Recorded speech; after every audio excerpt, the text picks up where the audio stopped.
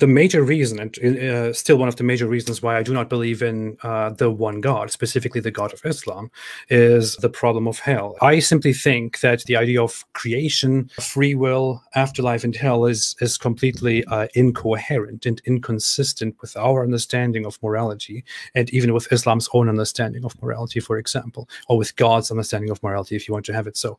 So the idea is that there was one God at the very beginning before he created anything. Then he did create a world, a universe, and beings within this universe. Then he did give certain beings or certain creatures within this universe free will, and he gave them the choice to believe in him or to disbelieve in him after he communicated his message to them. Depending on whether they believe or do not believe, they will go to heaven or hell. Yet Allah, or God, at the very beginning is almighty, all-knowing, and he's the greatest good. And yet, at the very beginning, knowing exactly what we will do with our free will, how we will be, where we will end, he still created millions, billions of humans that are bound to go to hell. The whole idea that free will exists, that he creates free beings, that he judges them and sends some to hell, necessarily concludes that numerous humans will necessarily go to hell. It is inevitable. It is part of the whole plan. I think that this makes the belief in God for me and for many other people impossible, especially in the Islamic God. Are you saying God punishes people in hell, therefore a good God does not exist? It's a logical argument. Or are you saying I don't like it, so I don't want to believe in this God? He created me as this flawed being who is incapable to grasp this truth, and he punishes me for what he himself created, while calling himself the most forgiving and the most good. And he contradicts with himself on so many levels. I mean, I don't agree with everything you said there, if that's your representation of Islam. But that aside, I just want to know, Ridvan, where is the contradiction? The contradiction is Allah is not the most forgiving. I am more forgiving than Allah in this case. Why? Because I would forgive people for much bigger faults, for much bigger crimes, for much bigger ignorances, worse things that they do. So his forgiveness is not unconditional. He says that God does not forgive for people to associate partners with him, right? So there's a condition there, right? It's not unconditional.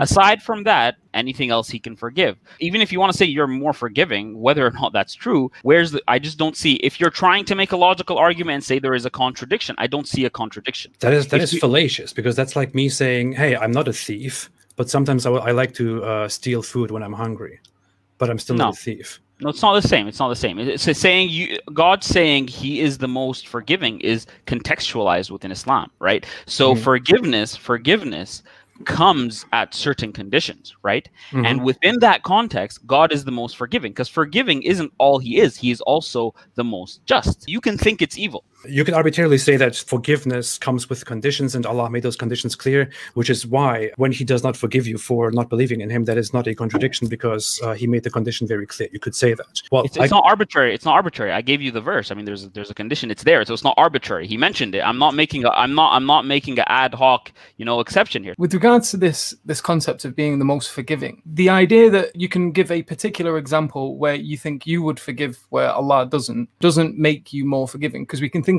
of this in terms of quantity. So how many things can you forgive compared to how many things Allah subhanahu wa ta'ala can forgive? So he's an eternal being, and there are countless beings being forgiven for countless acts. Now, if he can forgive them for that, he is objectively more forgiving than you. So he is the most forgiving. Did I understand that correctly? Are you saying that the fact that Allah is eternal and there are endless things that he can forgive and endless occasions on which he can forgive, the high quantity of forgiveness that Allah can give means that he is necessarily more forgiving than me, because I cannot forgive as many things that Allah can forgive?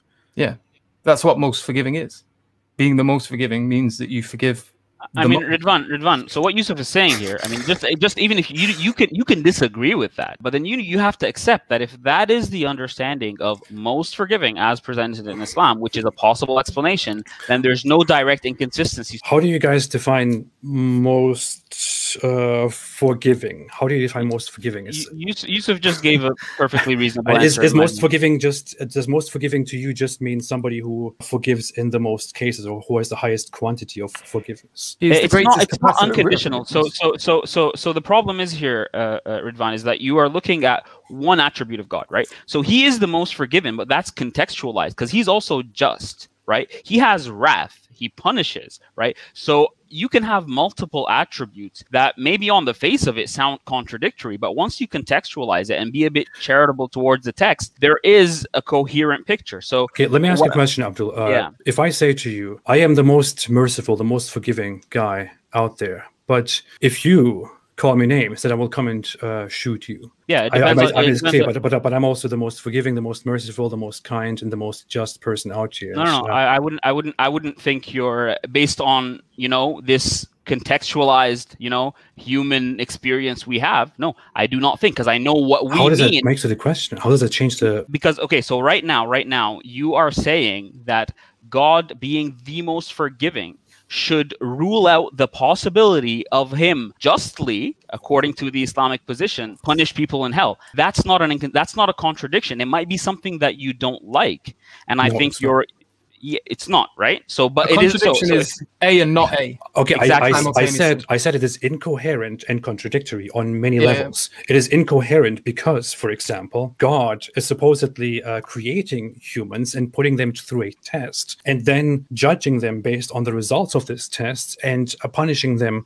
burning them forever, or even rewarding them forever. I think even the reward part is incoherent and unjust, if you want to have it so. Allah is not really judging people for something that they have done wrong and which could have not been prevented by himself, or which they are really powerful enough to prevent. He punishes them for something that he himself in the very beginning caused. Yeah, but it seems to me, Ridvan, sorry, because right now, in order for you to make a logical argument, you can't sneak in I'm not saying sneak in a bad way. You can't sneak in your views on metaethics, what morality is, and what it means to be good and bad. You can't sneak that in without us addressing it. So right now, if you're making an argument purely based on a logical incoherence, you have to say that being the most forgiving necessitates that God does not punish people in hell. God punishes people in hell, therefore God is not the most forgiving. You have to make that, but we will dispute premise 1 very clearly. Are you not allowing us to dispute premise 1? No, you can't do that. I just think, I mean, even on that point, you have a big misrepresentation of what most forgiving would mean or how it would be defined. Let's not even come to the fact that Allah is eternal, almighty. His lifetime exceeds my lifetime by a mathematically impossible number, which is why my forgiveness is incomparable to his forgiveness necessarily. But you're a subjectivist, aren't you? Aren't you a subjectivist? It doesn't matter. I'm not saying it's morally wrong. It doesn't matter. I'm saying it is incoherent. Forgiving is a moral judgment. Someone being forgiving, that's a moral judgment. Isn't what is most forgiving to you a subjective view that's not necessarily representative of an objective reality and the way things ought to be? I'm not really a subjectivist in that sense. I don't think that morals are true or false in any sense, that they are simply representations of our emotions about certain things for which we make rules based on a need to survive. I don't think that they are subjectively or objectively true or false. But aside from that, forgiveness. So you're an emotivist. You're an emotivist in the sense that you think that all moral propositions are reducible to emotional, emotional stances or emotional positions. It's inconsistent for you to say that there couldn't be an opposing emotional position on what it means to be the most forgiving or the most good. But you can't judge us by my worldview or what you think my worldview would be or what you think what my morals would be. Based on Islam's own in a sense, even let's forget about Islam. Forgiveness is a concept that we humans have established. We establish certain rules based on what hurts us, harms us, or what benefits us and pleases us. Somebody who forgives is somebody who looks past the mistakes that others have made and tries to, reconcile the bad with the good and tries to make peace and tries to be merciful with that person. Somebody who looks past it and says, hey, you know what? Despite everything you have done, I forgive you. That person would be, in a regular society, be considered the most forgiving person, for example. If we now look at God, on the other hand, God, or Allah in this case, is a being, an eternal being, who creates people and punishes them simply for not believing in him, simply for not believing in him, for nothing else. Despite the fact that in the very beginning, despite the fact that in the very beginning he created them in such a way that they would not believe in him.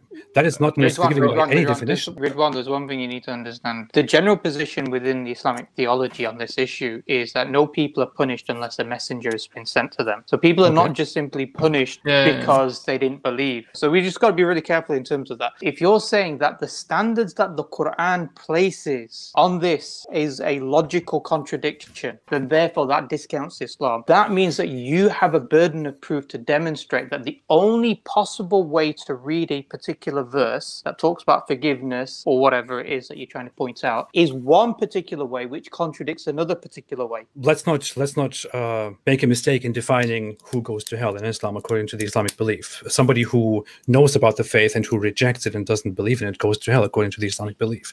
So I, by the opinion of, I think, everybody who sits here and the Muslim population in general and Islamic scholars in general, will definitely go to hell by the scriptural evidence. If you die in the state you're in. So we can't say that. There's a lot of examples where people were the biggest enemies of Islam. They took Shahada later on, and you wouldn't even have expected it. So we can't even say that about you now. We can say that if you were to die in that state, then you would be guaranteed hellfire. It's not even our place to make that judgment. The judgment of who goes to hell is with God alone. Yeah, we might turn around and say this person's a disbeliever, this person's a Muslim, but actually the key judgment is for God alone. You believe, or the idea is that Allah is all-knowing, almighty, and the most merciful and the greatest good, right? Yes. And you believe that Allah created all of us. Yes. You believe that Allah gave us free will? Yes. You believe that Allah knew exactly what we would do with our free will? Yes. And despite that, he created us at the very beginning, right? Yes. Then he set up a hell and a heaven, which he built, and gave us the mission to believe in him. And if we reject his belief, then it is our fault, right? Yes. And that we, disbelievers, will therefore go to hell, right? Yeah. Do you agree that it's free? By your free choice, you are seeing the truth and arrogantly rejecting it. The condition here is not that I clearly know that Allah is real and that Islam is true, and then I reject Islam and therefore go to hell. That's not the point, right? The point we're making is that I'm aware of the Islamic religion, of the Islamic text, but I reject it. No. The Islamic position is that the kufr is when you see the truth and reject it and cover it. That's literally what kufr means. Do we agree that if I, at the moment of death, reject Allah and do not believe in his existence, do not believe in Islam, I will, by definition, by the Islamic teachings, go to hell? Yeah, but not by my judgment of the apparent that, hey, this guy doesn't believe. Yeah, doesn't matter. If I myself, with the position that I right now have, die, then I will, by the Islamic teachings, the fundamental Islamic teachings, go to hell. That is the idea. Yes, if you die as a disbeliever and you are truly a disbeliever in the eyes of God, then yes, you will go to hell. There's and before Allah created me, and put me on this earth, long before anything, long before he created the world, he knew exactly that if he gives me free will and creates this person that I am today, I will eventually use my free will in such a way that I will not be convinced by him. I will arrogantly disbelieve in him, which is why I will be eternally punished. And that just like me, millions, maybe billions of other people will also go to hell despite him having given them this free will. Yes, but that is incoherent. I think that is it's not incoherent. Maybe you don't like it. So I see the power in the argument. So I freely admit that the argument from evil, whatever the problem of evil in some of its forms, is the most challenging position to theism, right? Are you saying there is an incoherence, therefore it is false? Or are you saying it is immoral, therefore it's false? If you're saying it is immoral, therefore it's false, you have to appeal to some kind of moral realism, some objective standard to say that if it does not match up with this standard, it is false. If you're saying there is an inconsistency within the Islamic tradition, present the contradiction. I haven't seen it yet. No, so you just don't like it. I'm saying it is incoherent because God himself creates people that he puts into hell for the way that he himself created them and calls this a test, which is not a test. It is simply something that he himself designed. Granted, it's free.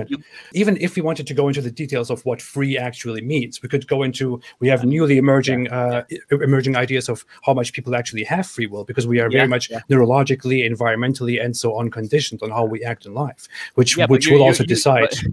But you grant for the argument. Grant for the sake of the argument that they are truly free. If you want to get into a discussion, I don't think they're truly free. You can, for the sake of the argument, unless you want to get into a debate about free will. I'm saying for the sake of the internal critique you're doing on Islam, in the Islamic positions, these creatures are truly free. Therefore, I don't think we could actually get anywhere with that, because we would have to consider the reality of how humans actually function, where we see that humans are not free. But that's not an internal critique anymore. That's not. So right now we're going to get into a discussion about what free will is, and you're not doing an internal critique on what the Islamic position says and pointing out to contradictory propositions. Within the Islamic narrative, it's explicitly stated numerous times that the human is created responsible. And Allah even says in the Quran, it's not me who wrongs you, but you wrong yourself. You can't point to the Quran and say that this is incoherent, when the Quran's message is quite clear, that the beings being created are making choices of their own accord, and that they are responsible for these choices and then punished for them. Just because the Quran says it is your responsibility, this is why I'm punishing you, that doesn't mean that logically seen it is actually their fault, which is why it's punishing. It doesn't mean that the assertion that the Quran makes is necessarily correct. It just means that the Quran is making a certain assertion. I could make assertions here about how everything that I have ever said is true because I know that it is true. And you just need to trust me in that. That doesn't mean that that you have to trust me. But this isn't about a level of trust. This is about, you're saying the Quran is making a contradictory claim, and a contradiction is that it makes the claim A and not A simultaneously, the negation of A. It hasn't made the negation of A. It's pushing forward the claim that you are a responsible being. I think I already explained how it is incoherent, because in this scenario, Allah is basically punishing people while claiming that he's punishing people for their own faults. He's actually punishing them for the way he created them, knowing exactly that this is what their nature in which he created them, what they would do, what would happen to them eventually. Let me ask you. And that's unjust? You're packaging it as if it's a logical contradiction. It's sounding like... I'm saying it is incoherent. Look, it is incoherent. I'm saying that you said that. It sounds more like a moral claim. It is not. Then you need to show. Then you need to show what's the logical contradiction. You haven't shown that. Allah, at the very beginning, creates human beings in such a way that they will be conditioned to misuse their free will, which Allah gave to them in such a way that they will be eternally punished. And yet, at the very beginning, he decides to go ahead with that, decides to create them, and decides to send them to hell. I respect your right to believe that it's a cop-out, but for me, a cop-out would be that you present a problem and I brush the problem aside and avoid it. What I did do is I took your idea very seriously, and I actually asked you questions to clarify the specific argument you're trying to make. You said you're trying to make an internal critique and point out an incoherence. I'm not sure you're aware what an incoherence is, but in order to do that, you need to present an actual deductive form argument, or even if you're not going to present it in a deductive form, you have to point out two positions that are inconsistent or contradictory. Like proposition A and proposition B imply A and not A. That's a contradiction.